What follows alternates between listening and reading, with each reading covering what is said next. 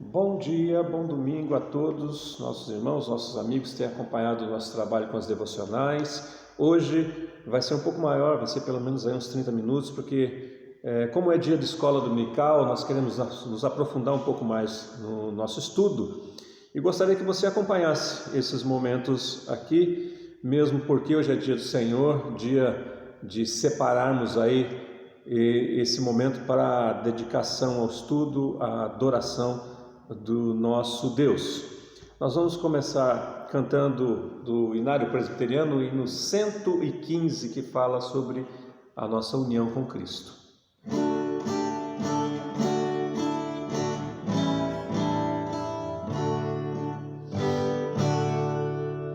Com Cristo unido na morte da cruz, eu gozo as bênçãos do reino da luz, cheio da graça que ali corre a flux, cada momento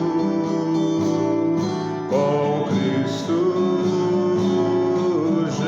Jesus. Cada momento me guia ao Senhor, cada momento dispensa favor, sua presença me outorga vigor, cada momento sou teu, ó Senhor. Nas minhas lutas me pode amparar e do maligno também me livrar. Cada momento por onde eu andar, Cristo meu mestre me pode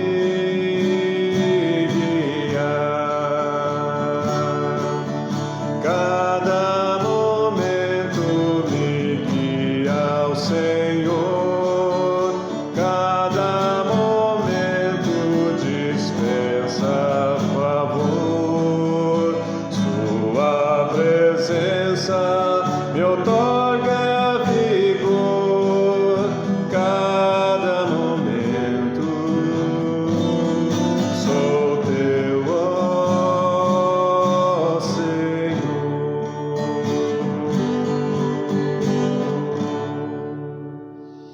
Amém. Cada momento o Senhor está conosco.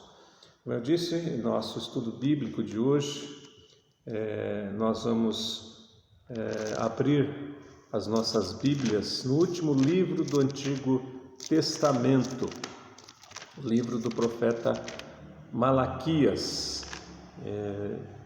Nós vamos estudar alguns versículos dentro desse livro.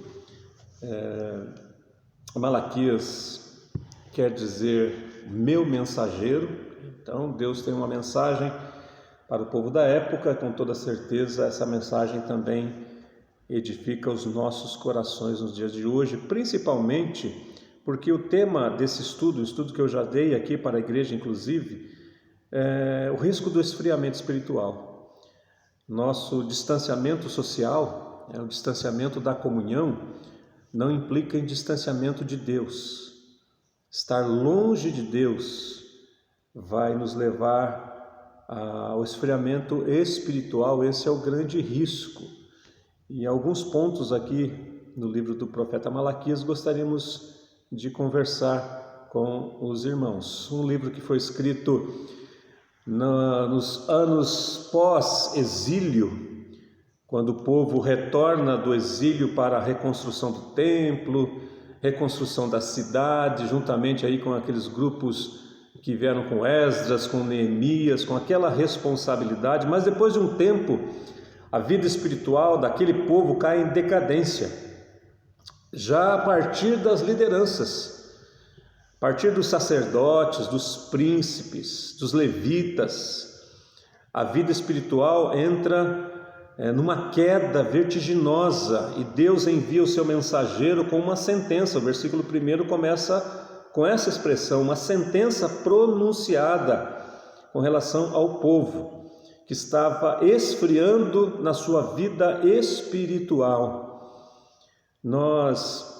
A primeira questão que percebemos aqui, no versículo 1 e 2, leia na sua Bíblia, no capítulo 1 de Malaquias, versículo 1 e 2, sentença pronunciada pelo Senhor contra Israel, por intermédio de Malaquias: eu vos tenho amado, diz o Senhor, mas vós dizeis, em que nos tens amado?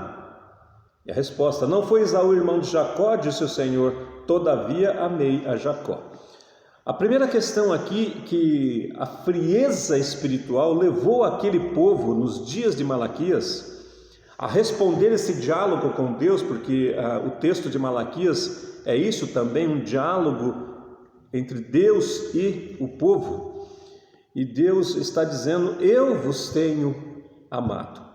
E o povo ali, de uma maneira até cínica, pergunta para Deus: no que o Senhor nos tem amado? E Deus responde: eu amei a Jacó e aborreci a Esaú. A primeira questão aqui é entendermos que o esfriamento espiritual nos leva a desconsiderar, a não reconhecer o amor de Deus pelos seus filhos. E o amor de Deus pelos seus filhos se expressa de maneira mais contundente na morte de Cristo na cruz.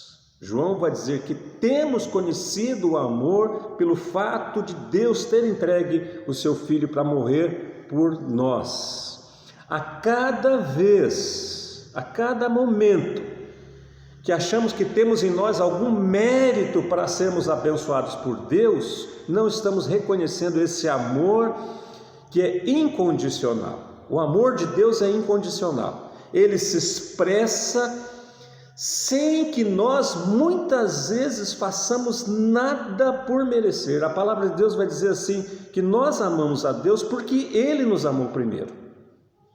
Esse é o primeiro ponto. O esfriamento espiritual faz com que a gente olhe para nós mesmos, achando que somos muito bons, e muitas vezes maldizendo ao Senhor por problemas que enfrentamos, porque afinal de contas estamos enfrentando isso se somos pessoas tão boas. O povo ali não reconhecia que Deus amava, e é interessante que Deus usa a figura de Jacó e Esaú. Deus amou a Jacó desde o ventre da sua mãe, sem que Jacó houvesse realizado qualquer coisa de benefício por si mesmo. Deus expressou o seu amor. Deus nos ama. É preciso que nós reconheçamos isso.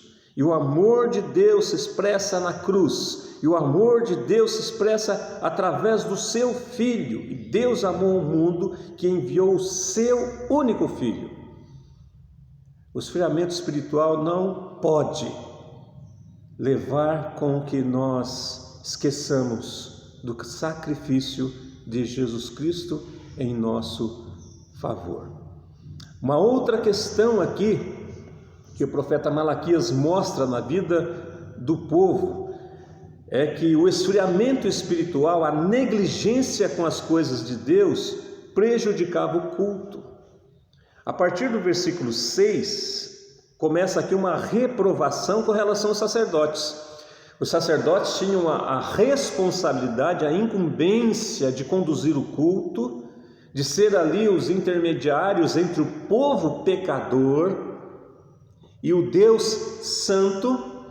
E o versículo 6 e 7 vai dizer assim: o filho honra o pai e o servo ao seu senhor. Se eu sou seu pai, onde está a minha honra? Se eu sou o Senhor, onde está o respeito para comigo? Diz o Senhor dos exércitos a vós outros, ó sacerdotes, que desprezais o meu nome. E vós dizeis: em que desprezamos nós o teu nome? Versículo 7: ofereceis sobre o meu altar pão imundo e ainda perguntais: em que te havemos profanado? Nisto que pensais, a mesa do Senhor é desprezível. Novamente o Senhor coloca uma realidade ali. Deus está mostrando: olha, o pai é respeitado, O Senhor é respeitado, as pessoas da convivência de vocês são respeitadas, mas e o meu respeito? E a consideração para comigo?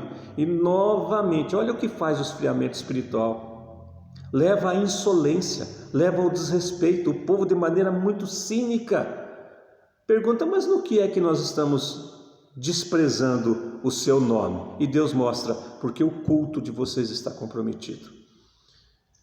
A orientação sempre foi oferecer o melhor para Deus, desde a melhor ovelha do rebanho, oferecer o melhor para o Senhor. E os sacerdotes estavam fazendo isso de maneira desprezível, oferecendo pão imundo, oferecendo o que era de pior para o culto, para a adoração ao Senhor. É lógico que nos nossos dias nós não oferecemos animais. É claro que após o sacrifício eterno e perfeito de Cristo, o que o Senhor quer é nosso culto, a adoração do seu povo. Como tem sido a nossa adoração? Nesses momentos de quarentena, nós temos cultuado ao Senhor em espírito e em verdade. Será que temos oferecido ao Senhor o melhor da nossa vida? Ou o distanciamento? Ou a ausência dos cultos públicos tem nos tornado adoradores relapsos? Até porque, muitas vezes, algumas pessoas acham que vir à igreja no domingo é apenas um cumprir de obrigação. Mas adorar a Deus é uma exposição do nosso coração sincero diante da salvação que Ele nos deu. O que é que temos oferecido ao Senhor? Como tem sido o nosso tempo? Das 24 horas do nosso dia, qual é o tempo que temos oferecido para adorar ao Senhor em espírito e em verdade? O esfriamento espiritual faz com que nós desprezemos o culto ao Senhor. Não permita que esse momento de distanciamento, de quarentena, que nós temos orado e suplicado ao Senhor, que seja abreviado. Não permita que isso prejudique a sua adoração ao nosso Deus. Não é porque nós não temos aqui o culto público, a liturgia, que você deixa de ser adorador. Nós precisamos estar na presença do Senhor em adoração. Uma outra coisa, que naquela época o esfriamento espiritual, o distanciamento de Deus, o desprezo pelo amor que Deus tem pelo seu povo, pelo cuidado que Deus tem com os seus, um culto feito de qualquer jeito, resultava também em relacionamentos prejudicados. Capítulo 2, versículo 10 e 11 vai dizer: não temos nós todos o mesmo Pai? Não nos criou o mesmo Deus? Por que seremos desleais uns para com os outros, profanando a aliança dos nossos pais? Judá tem sido desleal e a abominação tem sido cometida em Israel e em Jerusalém, porque Judá profanou o santuário do Senhor, o qual ele ama, e se casou com a adoradora de deuses estranhos. Quando o profeta se refere a Judá, ele está explicitando o povo de Deus, tá? Não é um nome específico, mas é todo o grupo ali de povo de Deus, que estava afastado, que estava esfriando espiritualmente. Os relacionamentos estavam prejudicados.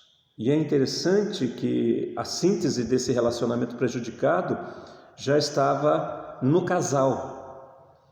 O marido judeu desprezava a aliança com as mulheres do seu povo e da sua nação e casavam com mulheres de outros povos que adoravam outros deuses e que traziam para dentro de casa essa prática, essa adoração. Relacionamentos desfeitos, relacionamentos prejudicados, diálogos que já não existem, mágoas que persistem, que resistem, É como se fosse ali um tumor que vai se avolumando, crescendo e se conclui muitas vezes numa família desfeita. Tudo isso como fruto, não apenas desse momento que nós estamos vivendo. Dia desses eu, lendo um site de notícias, estava notando que há uma pesquisa que diz que aumentou o número de violência, e eu não duvido disso, é possível que seja assim mesmo, mas a questão não é apenas o isolamento social, a questão é afastamento do Senhor, é estar longe de Deus. Isso pode acontecer na casa daquele que está se deixando levar por esse momento de distanciamento e se distanciando do Senhor também, negligenciando a leitura da palavra, negligenciando a oração, negligenciando a adoração, achando confortável o fato de não estarmos juntos como igreja. Não podemos incorrer nesse erro, porque isso também estará prejudicando os nossos relacionamentos. Malaquias também vai falar que até mesmo o sustento do reino de Deus é prejudicado. O livro de Malaquias, principalmente o capítulo 3, é bastante utilizado nos estudos sobre dízimos. É lógico, se está aqui na palavra, isso tem toda a importância, não há a menor dúvida disso, mas restringir o livro do profeta Malaquias a esse tema é apequenar o estudo. O afastamento de Deus, a negligência com as coisas do Senhor, tratar as coisas de Deus de maneira cínica como o povo estava tratando aqui, também tem como resultado não pensar, não se preocupar com o sustento da obra do Senhor, com o sustento das coisas de Deus. O capítulo 3, versículo 7 e 8 vai dizer: desde os dias de vossos pais vos desviastes dos meus estatutos e não os guardastes. Tornai-vos para mim, eu me tornarei para vós outros, diz o Senhor dos Exércitos. Mas vós dizeis: em que havemos de tornar? Roubará o homem a Deus? Todavia vós me roubais, e dizeis: em que te roubamos? Nos dízimos e nas ofertas. Perceberam que nesse diálogo entre Deus e o seu povo, o povo não é humilde, o povo não se humilha, o povo é insolente. É como se o povo apontasse o dedo para Deus e ficasse questionando. A cada argumento colocado pelo Senhor aqui, o povo de dedo em riste quer colocar-se de modo superior. Em que quebramos os seus mandamentos? Como é que havemos de retornar para o Senhor? No que estamos roubando o Senhor? É preciso que, povo de Deus, nós nos humilhemos diante da poderosa mão de Deus, como vai falar Pedro lá no seu capítulo 5, na primeira carta. É preciso reconhecer que Deus é poderoso e precisamos nos humilhar diante dele. O afastamento do Senhor prejudica nosso culto, prejudica o nosso relacionamento, prejudica a responsabilidade que temos com a propagação da palavra, do Evangelho, com o sustento da casa de Deus. Mas eis que o profeta Malaquias vai encerrar o seu livro. São 4 capítulos. Estude todos eles. É lógico que nós pensamos alguns textos aqui, alguns versículos que achamos essenciais para a condução dos argumentos, mas leia todo o livro para inteirar-se do contexto daquilo que Deus está falando para o povo. Deus vai mostrar no capítulo 3 a diferença entre justo e ímpio, justo e perverso, mas no capítulo 4 ele traz uma palavra de esperança. E nós gostaríamos também de concluir essa palavra de esperança com o capítulo 4, versículo 2 e versículo 6. Vai nos dizer assim: mas para vós outros que temeis o meu nome, nascerá o sol da justiça, trazendo salvação nas suas asas. Saireis e saltareis como bezerros soltos da estrebaria. Ele converterá, o versículo 6, o coração dos pais aos filhos, o coração dos filhos aos pais, para que eu não venha e fira a terra com maldição. Vós que temeis, preste atenção nesse termo. Há uma distinção aqui entre aquele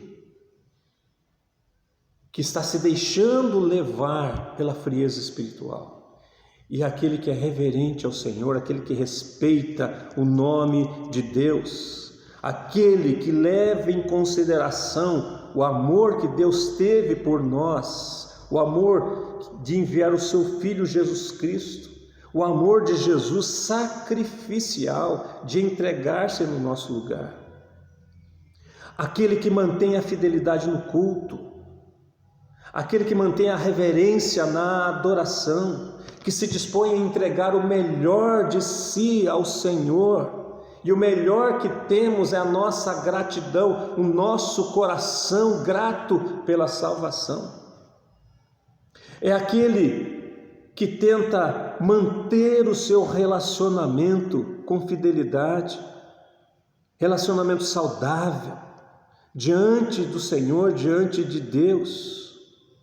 É aquele que se preocupa com a propagação do Evangelho, com o sustento da casa de Deus, aquele que não é egoísta, aquele que não se deixa levar pela ambição, mas reparte e sustenta a obra de Deus.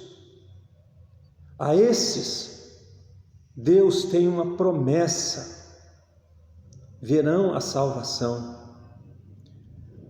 E de maneira poética, o profeta vai dizer que estes vão saltar como bezerros soltos na estrebaria. A alegria de quem reconhece a salvação em Jesus Cristo, a redenção efetuada no plano eterno do nosso Deus. E o versículo 6 vai dizer: Ele converterá o coração dos pais aos filhos. É Deus que reata, é Deus que reconstrói relacionamentos.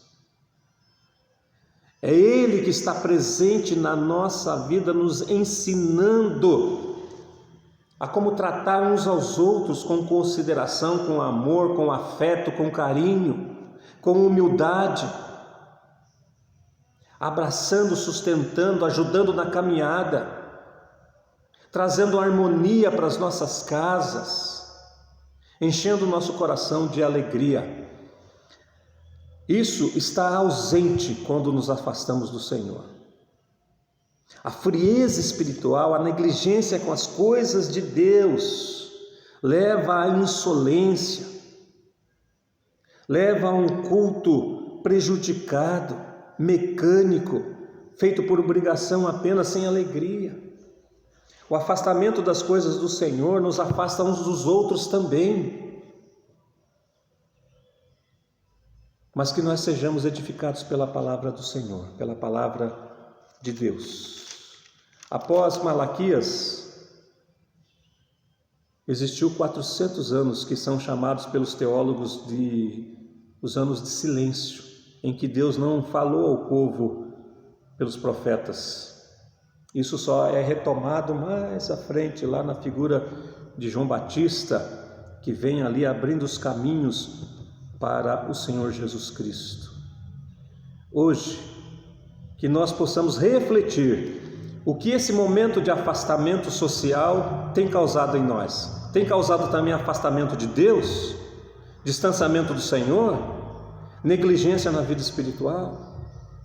Isso trará certamente sérias consequências.